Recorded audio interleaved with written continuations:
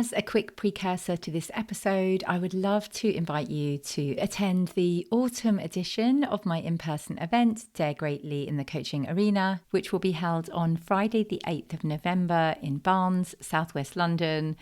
It's a 5-minute walk from Barnes Station, and there's also a free car parking place on site. So it's the best of both worlds. We will be preparing and planning for your best ever 2025, and you will leave with that vision and strategy for your next 12 months with a newfound sense of connection and focus. We will be harvesting your present and planting the seeds for a profitable and joyful 2025, allowing your business goals to bloom with ease. I'm very excited to be bringing the warmth of the season and all of those beautiful colours and everything we can learn from shedding what no longer serves us and preparing for spring. Embrace the seasons of change and join me on 8th of November to Dare Greatly in the Coaching Arena. Do not worry if you don't know anyone. I will ensure that you feel welcome from the moment you arrive until the moment you leave. I cannot wait to see you there, and grab the link now in the show notes. Hello and welcome to Women in the Coaching Arena podcast. I'm so glad you're here. I'm Lott, a business mentor and ICF accredited coach, and I help coaches to build brilliant businesses. I know that when you prepare to enter the arena, there is fear, self-doubt, comparison, anxiety, uncertainty. You can tend to armor up and protect yourself from vulnerability.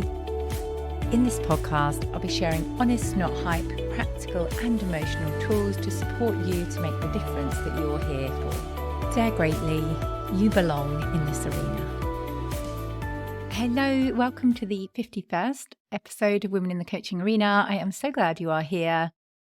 Today, I'm excited to share about creating an online course or group program quickly, because I am on the Sunday where my 5-day challenge begins, where I will be helping people with this. So it was the perfect topic for today. So I'm going to break this episode up into 4 phases. So firstly, idea creation. So what do you want to create a course or program on? Really think about your skills, your know-how, also what problem you want to solve, because we don't want to create a nice-to-have program. We need to create a must-have program that people are eager to buy. You'd really want to think about that ideal client and build something perfectly for them. If it's not too strange, literally print out a photo of someone who has this problem, who is your ideal client, and in everything you do, just create for them. Next up in this idea creation mode, I would create your own model. So think about what are the core fundamental things that you want to teach, and how can you break that down in a way that is your signature framework. You want to make it unique, make it yours, bring in intellectual property where you can.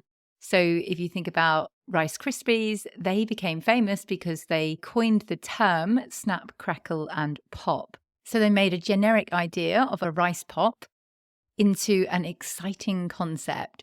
So you would want to think about ways of doing that in your program so it's truly unique. So in mine, for example, I have the Lott last minute launch formula, which is kind of how I get things done, because I could easily say to myself, I'm not ready for this challenge. I need to put it off another few months. And many times have I wanted to do that, but I won't do that, because I know that sometimes you need some sort of pressure to actually make the thing happen.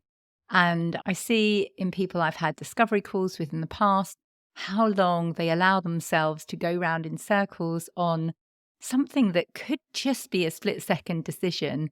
So really be brave and bring in your unique strengths into your program. You'll also want to think about your transformation statement. So a really clear statement that helps people understand why they are buying your course, where they are going from, and where they are wanting to go to. Next up, you will want to think of an amazing course name. This is something I find super tricky, but it makes a big difference because it helps people to feel something And to buy something, we want to evoke those emotions so people feel clear about what they're buying or want to be involved in some way. Then comes the question of price.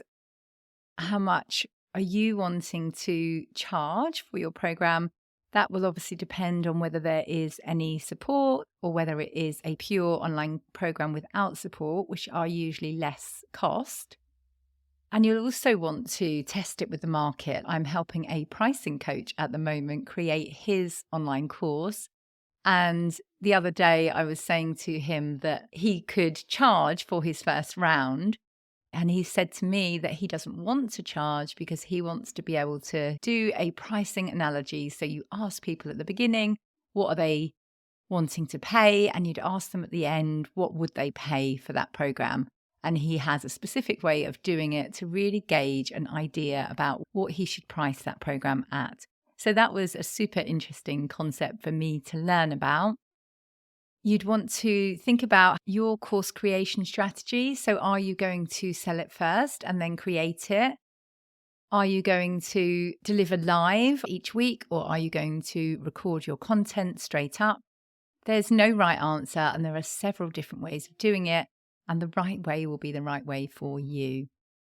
Now for the most powerful move that you will ever make, which is choosing your launch date and scheduling backwards. So this is day 1 of my 5-day challenge that I'm starting tomorrow, is choosing those dates and setting your goal. If you don't choose a date, I can almost guarantee you that in a year's time, we will meet and your course will still not be out there in the world. So I just love this one, and I cannot wait to see the results for the people who have joined the challenge. Finishing up this phase 1 idea creation, you'll want to draw up a document with the details and logistics of your program. That may be literally a Word document, or you may want to create a sales page, which usually takes longer, and sales pages is an entire training in itself. So it's not something I'm going to go into today. But a lot of sales psychology will go into this document to really help people to see that this is the right next move for them. Okay, now you've got an idea, you've got a document, you've got a price, you've got a name, you've chosen your dates. Next up, you need to validate that this is something that people want. And this is a step that people often miss because they are excited about creating and they don't want to get into speaking to people and slowing down their progress. But the problem is you may then spend a lot of time creating something that no one ever wants and will never see the light of day.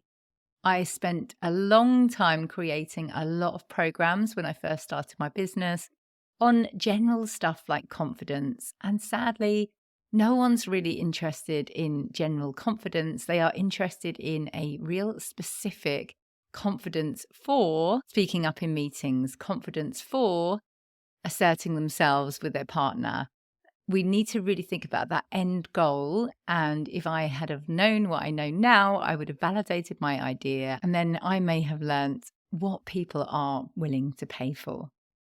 So moving on to phase 3, now is the exciting creation phase. You will want to create an exciting welcome video that makes people step into what they're about to join to help them get excited to actually take those steps.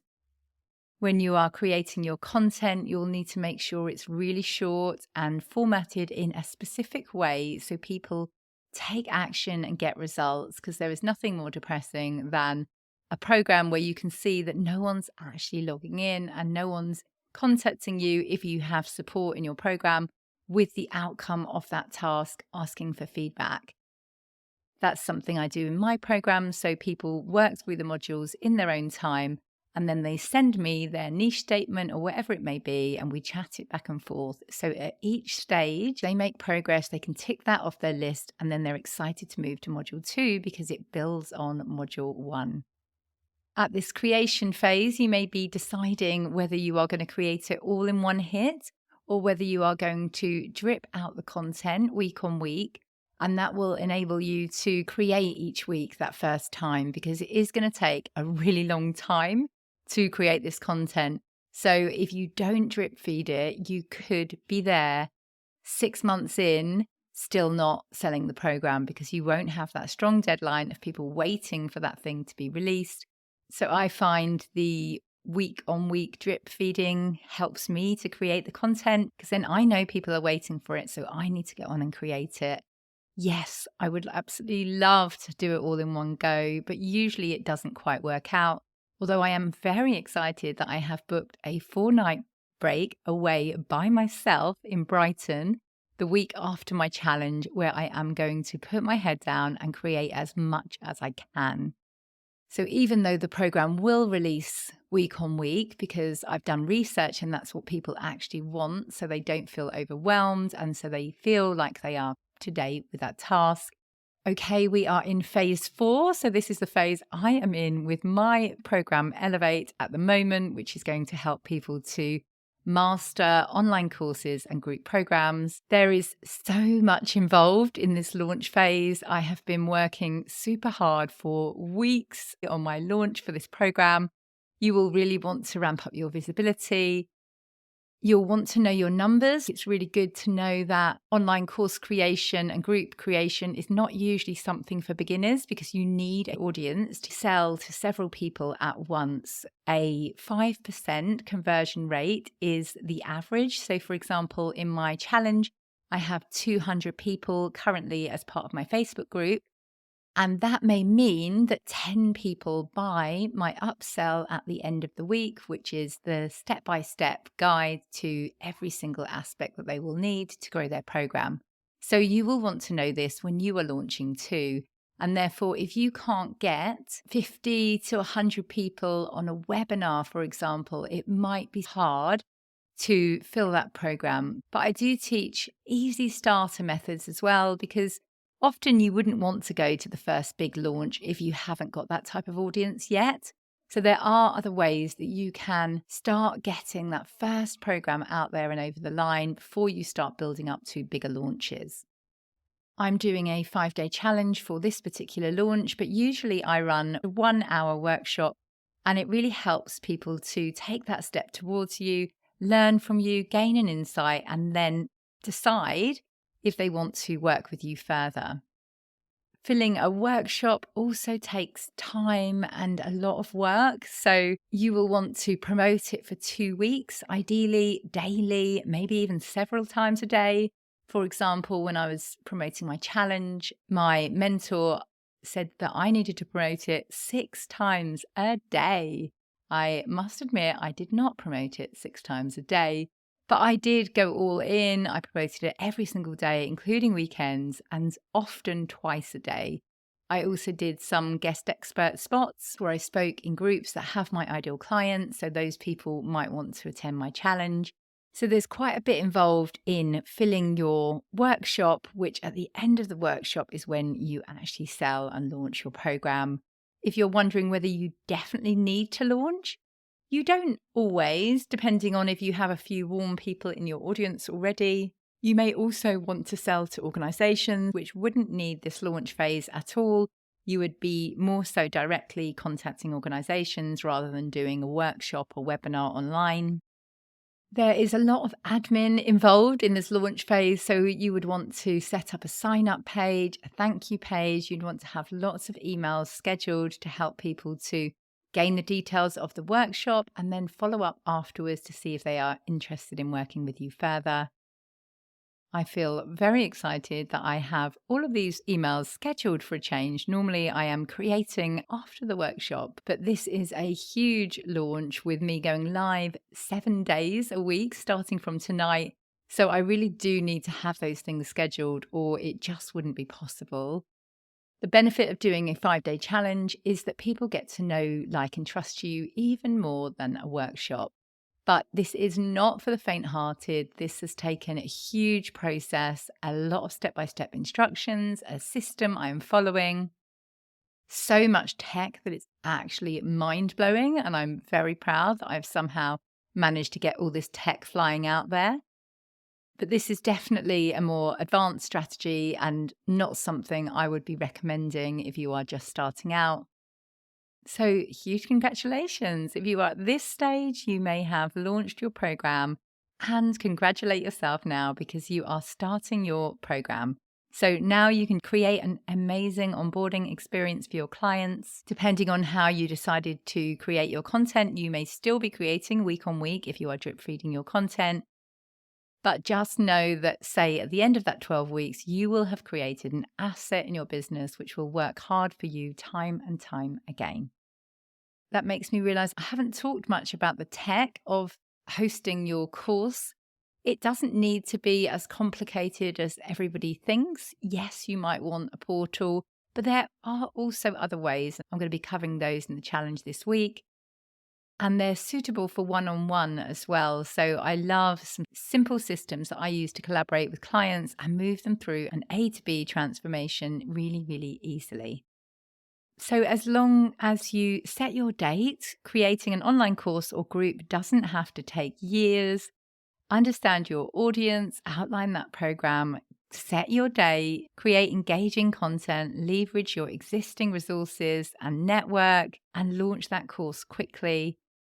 Your goal is to share your knowledge more widely in less time. So it is so worth your time as long as you have your priorities set in your business. And if you are starting out, for example, this would not be your first step usually.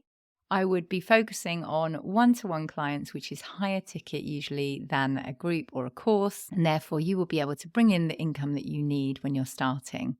So it all depends on you and your goals as to whether this is the right next step for you. So let me summarize today's episode. We covered 4 phases. So phase 1 was idea creation. Phase 2 was validating your offer. Phase 3 was creation of your program. And phase 4 was launch. And then we congratulated you for starting your program. So I hope it was helpful to get a quick overview of the phases involved in creating your course or online program. If you want to join Elevate, where I take you by the hand and share all of the resources and all of the know-how, the Canva templates, the tech stuff, all of the things that you will need to think about, then do join Elevate. It closes on Friday, the 8th of March. This isn't an evergreen program, so this isn't running all the time. So join now, as it won't be running again until at least the end of this year. So like I say at the end of every episode, trust yourself, believe in yourself, and be the wise gardener who keeps on watering the seed. Thank you so much for listening to this episode of Women in the Coaching Arena. I have a mass of free resources on my website, joannalottcoaching.com. That's Joanna with an A and Lott with 2 T's, joannalottcoaching.com. And I'll also put links in the show notes below. Let me know if you found this episode useful, share it with a friend and leave me a review, and I will personally thank you for that. Remember to trust yourself, believe in yourself, and be the wise gardener who keeps on watering the seed. Get into the arena, dare greatly, and try.